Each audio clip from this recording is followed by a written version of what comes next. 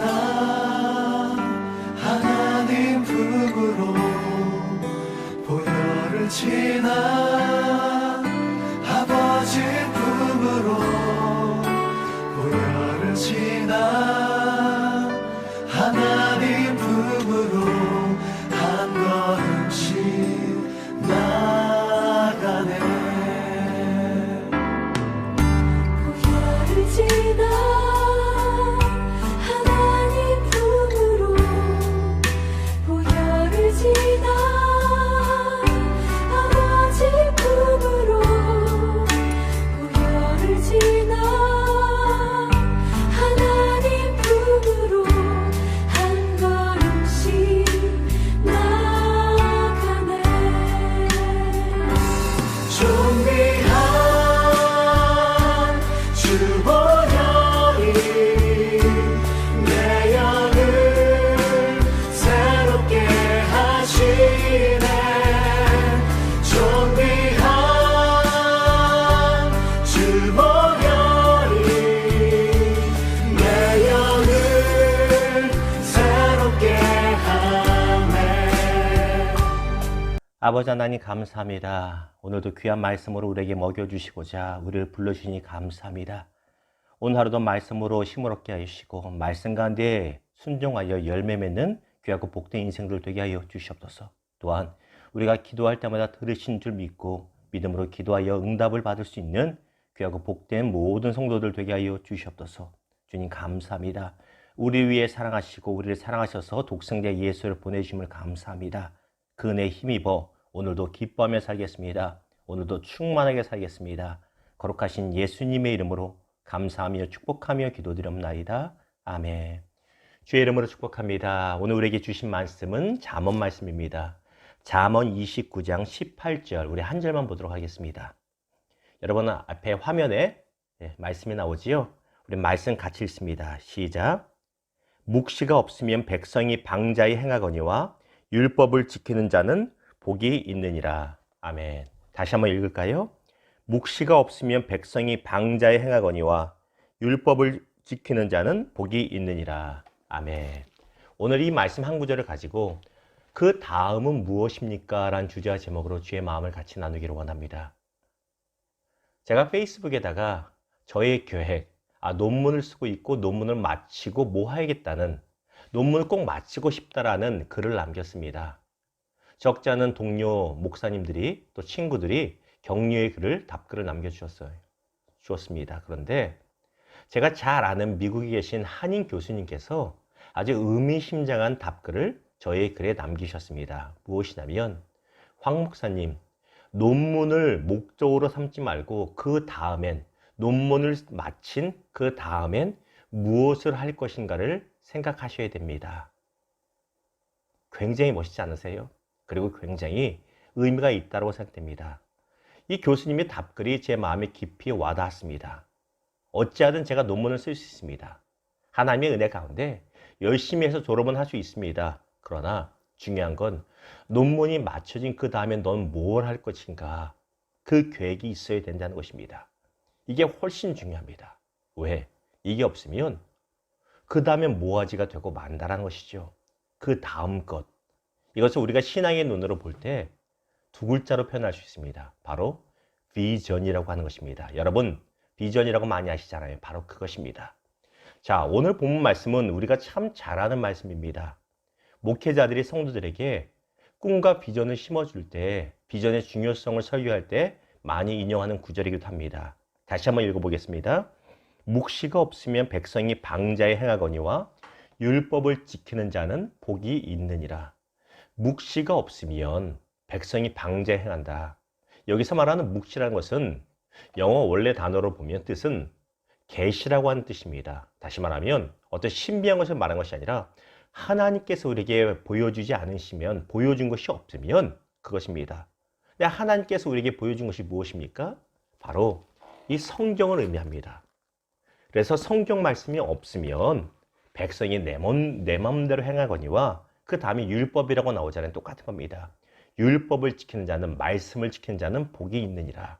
그래서 여기서 말하는 묵시라고 하는 원래 단어의 뜻은 성경이 가깝습니다. 그런데 영어 성경인 킹 제임스 성경에 보면 묵시라는 말 대신에 비전이란 말로 해석을 해놓았습니다. 그럼 이것이 잘못된 것일까요? 그렇지는 않습니다. 왜? 특별한 계시인 성경뿐만 아니라 한 사람 한 사람에게 보시고 알려주시는 것, 하나님이, 그것도 하나님이 알려주시는 것이기 때문에 비전이라고 해도 무방하다라는 것입니다. 이번 2020년은 코로나로 인해서 1월 달부터 참 고생을 많이 했습니다. 현재 진행형입니다. 하지만 백신이 나온다는 소식도 들리고 치료제가 개발되고 있다는 소식이 들립니다. 언젠가 분명히 끝나게 될 것입니다. 빠르면 12월 안에 백신이 시중에 유포될 수도 모르겠다는 기대감이 들게 합니다. 그러나 그 다음이 중요합니다. 2020년 코로나로 고생했는데 잘 넘어갔다 칩시다. 그러면 내년엔 뭘 할 겁니까? 코로나뿐만 아니라 우리 개인의 삶이 마찬가지입니다. 올해 정말 고생하고 넘어갔어요. 근데 내년도에 계획이 있어야 되지 않습니까? 벌써 11월 중순인데 그게 없이 올해 힘들었다고 그것만 그냥 매달리고 있다가 내년에 딱 1월 1일 돼서 맞으면 내년 첫날부터 헤매고 사는 한 해가 될 수밖에 없다라는 것입니다. 내가 어떻게 살 것인가? 내년은 어떻게 살 것이고 5년 뒤에는 어떤 모습을 살 것인가? 10년 뒤에는 어떤 모습이 될 것인가? 이것이 바로 계획이자 하나님이 보여주시는 비전이라는 것입니다. 여러분 질문 드려봅니다. 만약 이 비전이 우리에게 없다면 어떻게 된다고요? 오늘 말씀 말하죠. 방제해진다는 것입니다. 내 마음대로 살다가 될 대로 되다가 아무 열매 제대로 없이 끝나는 인생이 된다는 것입니다. 목사님, 제 나이는 70이 넘었는데요. 아니요. 100세 시대잖아요. 그리고 70이면 어떻고 80이면 어떻습니까? 또 10살이면 어떻고 20살이면 어떻습니까? 나에게 주어진 한 해에 대한, 새로운 해에 대한 계획은 있어야 되고 무엇을 할 것에 대한 목표가 있어야 된다는 것입니다. 우리 신앙인들이 착각하는 것 중에 하나가 이겁니다. 모든 것이 하나님 손에 맡겼는데 왜 계획을 합니까? 마치 계획 없이 사는 것이 믿음인 것처럼 착각될 때가 있어요. 여러분 기억하십시오.